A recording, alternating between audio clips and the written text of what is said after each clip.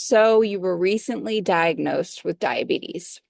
Here are a few quick swaps to lower your blood sugar quickly. Hi, guys. I am Samantha Hildebrandt. I am a type 1 diabetic as of February 18th, 2021. And when I was diagnosed, it was quite the shock for me. I didn't know what was going on. Let's just put it that way. Doctors are throwing terms at you that you've never heard before. They are scaring you with all this crazy things that you now need to do in your life. And it can be very, very overwhelming, especially when maybe you've never even thought about what you eat before, or you've never even considered looking at a food label, or you don't even know what blood sugar really is. So, I want to give you some quick food options and quick blood sugar friendly options, some changes that you can make quickly so you can lower your blood sugar away from that really high blood sugar number. So when I was in the hospital, the doctors kept saying, eat low carb, avoid starchy foods, and all these terms that, to be honest, I had really no idea what they meant. When somebody used to say, eat low carb, I basically just thought that meant avoid pasta.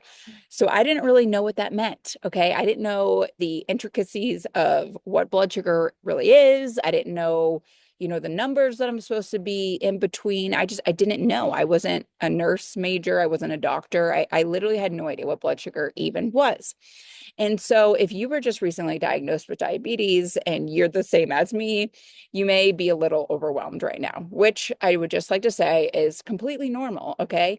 And unfortunately, it does take some time to learn about blood sugar. And it does take time to learn about what foods are better than other foods and what food pairings go good together. I mean, it just takes a really long time. However, I promise you, you will learn. You will then start to catch up on things, and it does get easier every single day.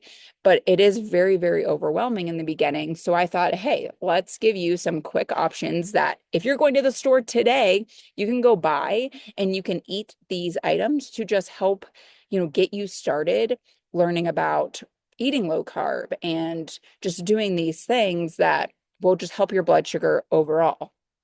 Now, I would like to say if you're a type 1 diabetic and you are on insulin, there are some things here where you don't necessarily have to eat low carb, but I do think that it is kind of the easy start to learning about blood sugar and learning about diabetes. So I'm going to give you some low carb options today that you can try out. And then once you kind of figure out what's going on with your insulin, you can start adding in more carby foods and all of that. But today's purpose of this video is to just give you some low carb switches that you can make quickly to lower your blood sugar from that 700, 600, 500 number down back to under 150. Okay, so let's start with breakfast. It is morning right now for me. I'm probably going to go eat breakfast soon. I first have to have my coffee, but let's start with coffee. So, coffee is a tough one. Coffee can elevate blood sugars, but unfortunately, it's different for every single person. So, some people do see a spike after coffee. I personally do not. So, I can drink black coffee and I won't see anything happen to my blood sugars. So, it's a tough one, but first I recommend maybe trying a cup of coffee and then maybe an hour later, prick your finger with a meter. You can buy a meter at any pharmacy. You don't have to have a prescription. You can just go buy a glucose meter at a CVS pharmacy or whatever, pharmacy that you go to. They will have one on the shelf. You can prick your finger and just test your blood sugar about an hour after you have a coffee and see where your numbers are at. You might want to do that a couple days in a row to just check and see, like, is this, does this happen every single day? Does my blood sugar rise every single day from coffee? Is it just today? The other thing you want to be careful with coffee is what you put in your coffee. So I drink my coffee black, which is probably why it doesn't affect me too much. If you put milk in your coffee, if you put sugar in your coffee, your blood sugar is probably going to go up. So you have to be careful with that. I just drink it black. And so if you're looking for a low carb option, I recommend drinking your coffee black. I'm not saying that down the road you can't put milk or sugar in it, but that's something you might have to add insulin into your body to help keep your blood sugar down. So if you're looking for a low carb coffee option, just go black. You'll be good. Okay, so for breakfast food, what do I recommend you eat for a low carb option? So the best breakfast there is for low carb are eggs. So eggs are an amazing source of protein and they are very low carb. I actually don't even know if there's any carbs in eggs. If there are, it's very, very low. And eggs never affect my blood sugar. And so it's a great option for a breakfast. Now, I also recommend pairing the eggs with other meat. You can pair it with any lean protein, chicken, turkey. The one thing I think is funny about breakfast is everyone assumes you have to eat breakfast food, and that is not the case. You can honestly have whatever you want. So you may not think of turkey or chicken as breakfast food, but you can eat whatever you want. The other cool thing you can do that would be fun for breakfast would be steak and eggs, right? That's a lot of protein that you're getting in your body for breakfast and early in the morning, which is awesome. I don't want to complicate things right now, but you do have to be a little careful of the amount of fat that is in meat because fat and protein can spike your blood sugar later on in the day. I'm not going to get into the scientific part of that because it gets complicated. So just be careful when you're choosing your meat sources. But overall, because it is protein, you'll be okay. One thing I would say to avoid, and once again, take this with a grain of salt because if you're on insulin, I'm not saying you can't eat this eventually, but if you're immediately trying to lower your blood sugar, I would avoid pancakes and syrup. I would avoid anything along those lines, anything with bread, anything with syrup. So syrup has a lot of sugar. You may not know that, and that's totally fine because to be honest, if somebody would have asked me that before, I would have been like, yeah, syrup's sweet, but the amount of sugar in it, I have no idea. Syrup has a lot of sugar. So that's probably something you want to avoid if you're not on insulin or if you just want to eat low carb, syrup is probably not the best choice. Now, if you're on insulin, you can totally still eat syrup, but obviously you have to account for the amount of sugar that is in that syrup. Another thing that you could eat in the morning, which I absolutely love, are yogurt bowls. Once again, there's a caveat to this. You want to make sure that you are choosing a yogurt that is plain, so no added sugar, because companies love to sneak that sugar in there. So you really got to watch out for that. You can read the label on the back and you can see where it says carbs and then added sugar. So you want to make sure that that's on the lower end. I think my yogurt personally has 6 grams of carbs per serving, which is good. So that's a good amount. And I have 0 grams of added sugar in my yogurt. That's what you want to look for. So when you look at the label on the back, just find carbs and then sugar and added sugar. So that's a good yogurt option. You can go with low fat or whole fat. I do recommend doing dairy. So, you want to do a dairy option. I personally have seen better blood sugar numbers with whole milk yogurt rather than low fat. So the fat in this is actually helping my blood sugar. So take it as you will. I think low fat or full fat is fine in this scenario, but I personally have witnessed better blood sugar numbers with whole fat yogurt. So I eat whole fat, plain Greek yogurt for breakfast. And then what I do for my granola, because I am crazy and I love crunch. I'm basically the person that likes a bowl of granola with a little bit of yogurt. I really like the crunch. Basically, I want cereal. But what I do is I put raw nuts in my yogurt bowl for the crunch. Another caveat here, you're going to want to read the label when you are buying nuts. Yes, once again, brands love to add sugar to nuts. Why? It just tastes better that way, but they don't tell you. And so you really have to check the label there. So once again, on the nuts, make sure it says raw, look at the back, read the label, make sure there's, only minimal carbs and no added sugar. You can even look where it says ingredients and make sure it just says walnuts. Done. Pecans. Done, right? We don't want all the added stuff that's unnecessary. So you can just get raw nuts for granola for your yogurt bowl. Now, typically when you make a yogurt bowl, you add fruit. Fruit is not bad. However, it can spike your blood sugar. Now, when you're pairing fruit with yogurt, yogurt is protein.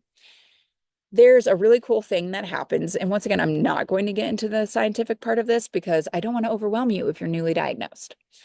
But there's basically something called net carbs, and you'll see this on packaging.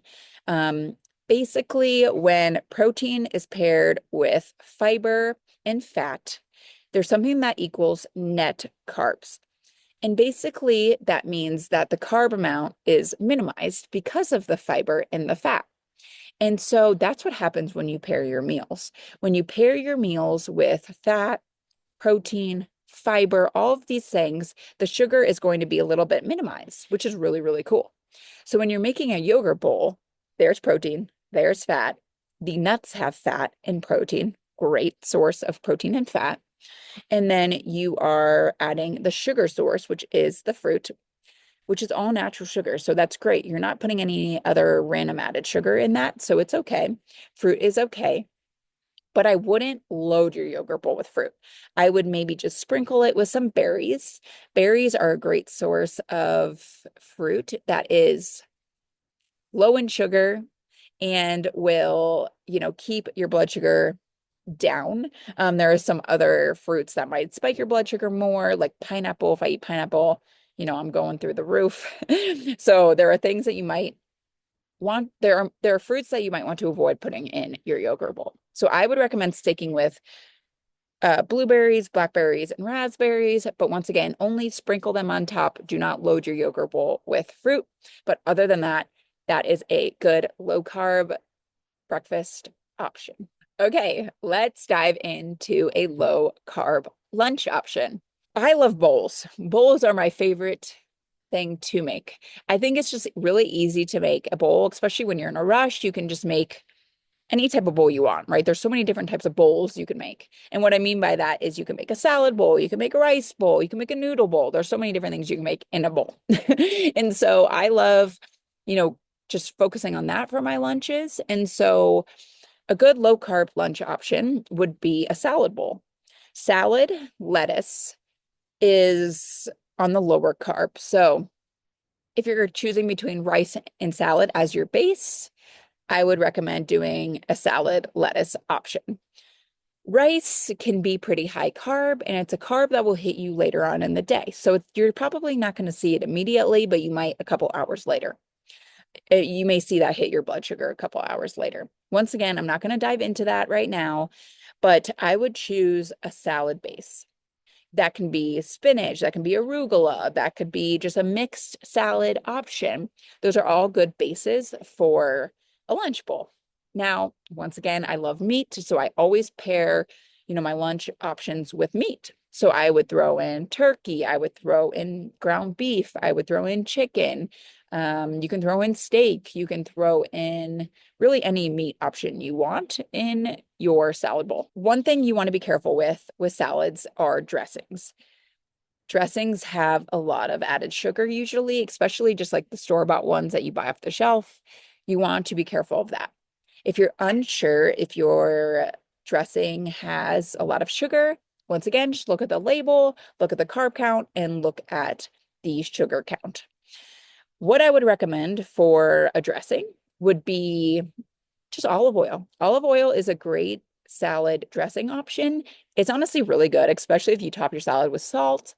It's great, honestly. If you're used to a sugary salad dressing, it may not taste as good, but I promise you'll get used to it. And I promise you will love olive oil at some point. But right now, if you're like, oh my God, I just need to, douse my salad in something, what can I do? I recommend olive oil as that option.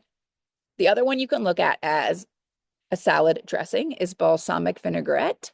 But once again, I would just check the label and make sure that there's not a ton of added sugar.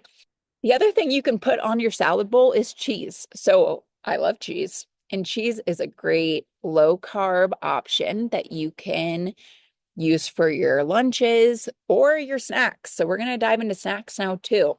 If you're like, oh my God, I'm hungry, I need a snack, but like, what do I eat? You open your pantry door, you open your fridge, and you're like, I have no idea what's low carb and what's not. Like, I have no clue. Don't worry, I was the same way. I had no idea. So you're not alone, trust me. But some good snack options. Cheese. Okay, cheese is such a good low carb snack option. You can just have a little block of cheese. You can get those cheese slices. Cheese are a great snack option. The other thing that you can top, on your salad bowl for lunch, but then also eat as a snack are olives. Olives are low carb and high in fat, which in this scenario is good. And so you can pretty much eat endless olives and be fine. You don't have to worry about it spiking your blood sugar. Some other good options for a quick snack are veggies. So you can just eat some cucumbers, you can eat some carrots. You can dip them in dips as well, but once again, be careful of the dips. I dip mine in hummus, but hummus does have carbs, so you have to be careful there.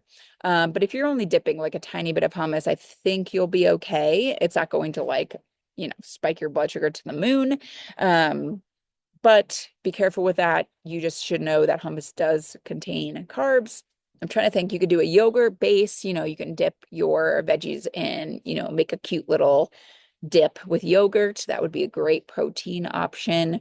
You can melt some cheese and dip the veggies in that. So those are some good, snack options when it comes to veggies. And then if you're looking for some good packaged snacks that are a quick low carb option, I would recommend beef sticks. I recommend the newer brands that are out there, like Chomps, there's Larissa's. I mean, if you go to any store, there's a lot of new, healthier beef stick options. But once again, that is a great source of protein that is low carb and it's a great snack option. I personally buy Chomps. I actually buy Larissa's too, so I really like both of those brands. But I mean, there's so many. I can't even. Archer's is one. There's so many different brands out there now that are great options for meat. And they're not only beef sticks, there's now chicken sticks, there's turkey sticks, there's so many different things that you can get. So those are great for like on the go. You can just throw a bunch in your car and take those with you. The other snack I love are hard-boiled eggs. I love hard-boiled eggs. They're like my favorite snack ever. And I will just pop one in my mouth and there you go. That's a very good low-carb snack.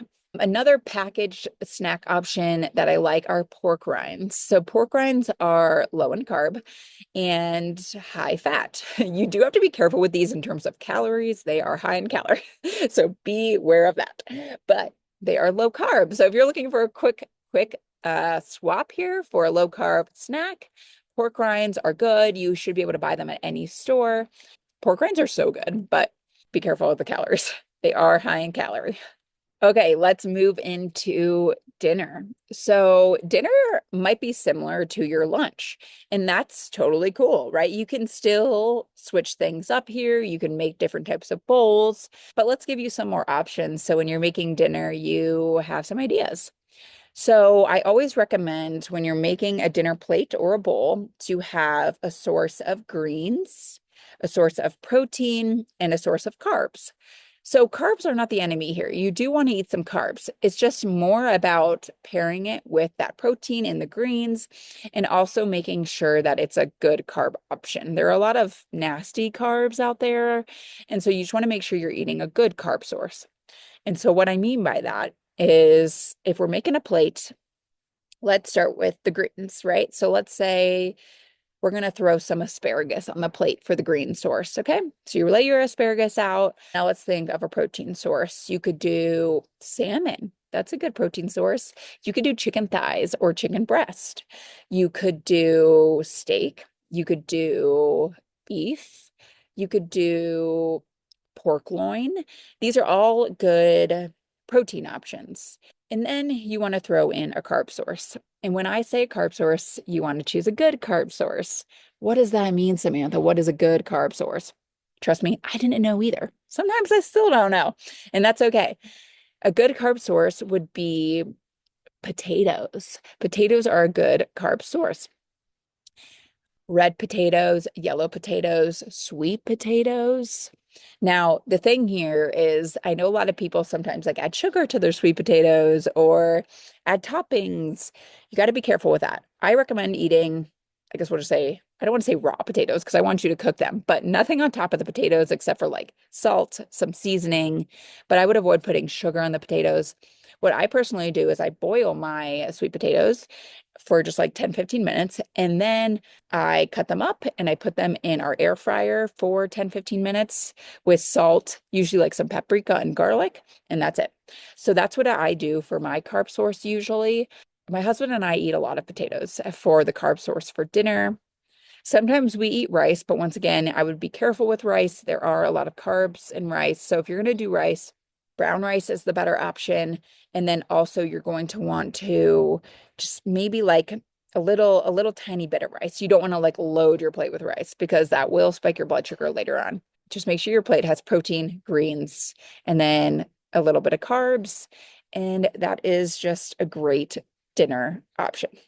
Now, you might be thinking, okay, Samantha, like, are you telling me I could never eat a burger again? Oh no, I can never eat a burger.